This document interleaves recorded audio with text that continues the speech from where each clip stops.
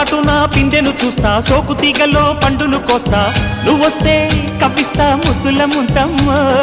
ఉక్కపోతకి ఊపిరి పోస్తా, పక్క మేకకు పంట కట్టిస్తా, ముద్దిస్తే బుక్కిస్తా మధ్యల మోతయ్యో. ఓలమ్మో పుకారులు షికారుగా రావమ్మో, ఎదలే ఏడెక్కిస్తే ఎట్టాబులమ్మో.